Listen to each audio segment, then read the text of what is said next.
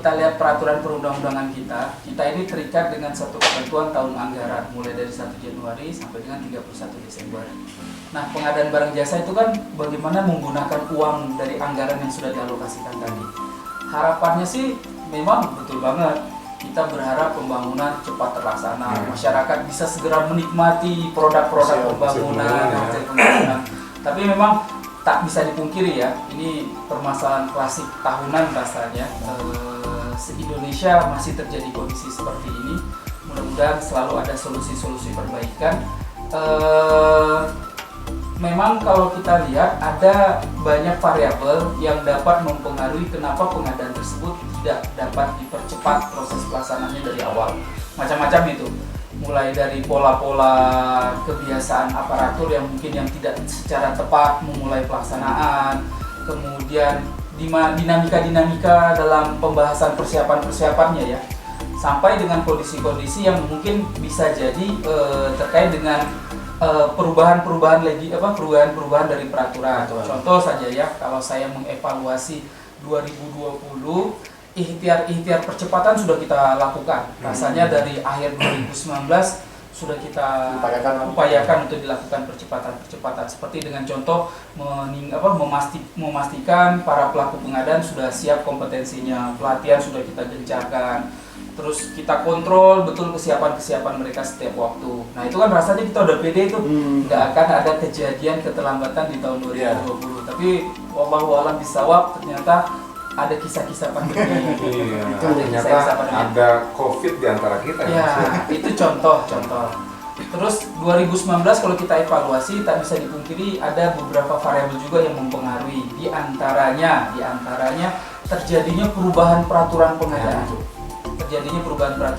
Waktu itu keluar peraturan Menteri PU nomor 7 tahun 2019 ya.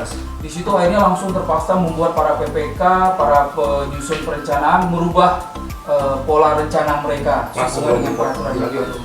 Biar pada tahu PPK itu apa, Mas? Ada PKA, ada PPK. Nah, benar-benar dalam pengadaan itu kosakatanya sangat banyak. Ya. Pengistilahan dalam bentuk singkatan itu banyak sekali. Ini saya juga mau diingatkan, ini ada beberapa mungkin saya menggunakan kosakata yang tidak familiar.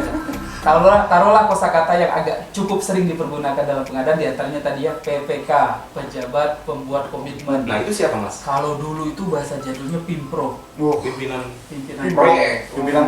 Istilah dulu Pimpro. Nah kalau istilah mulai 2010 ya kita mengenal ya sebenarnya dari sejak 2006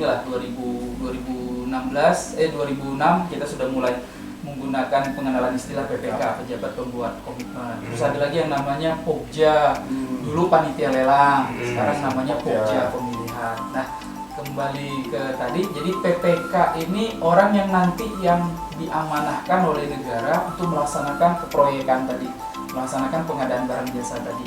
Nah PPK ini tugasnya mulai dari merencanakan, menyiapkan. Nah 2018 akhir itu sudah kita coba persiapkan, tapi ternyata terjadi perubahan regulasi sehingga di 2019 terjadilah beberapa keterlambatan.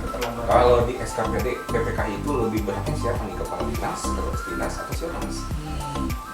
Gini, ketika seseorang menjabat sebagai pengguna anggaran, maka yang bersangkutan punya dua kewenangan dahsyat ya, yaitu melakukan tindakan yang mengakibatkan keluarnya anggaran, dan yang kedua membuat perjanjian. Jadi sebenarnya PA-KPA itu pada saat seseorang diangkat sebagai PA, pengguna anggaran atau kuasa pengguna anggaran, KPA, maka secara ex officio, secara otomatis dia itu adalah PPK. Cuman mereka akan mengukur diri, saya mampu nggak untuk melaksanakan semuanya itu ya. Sementara tanggung jawab sebagai kepala SKPD juga, tanggung jawab sebagai pengguna anggaran juga, tanggung jawab sebagai pengguna barang juga. Makanya secara peraturan dimungkinkan yang namanya KPA melakukan fungsi delegasi.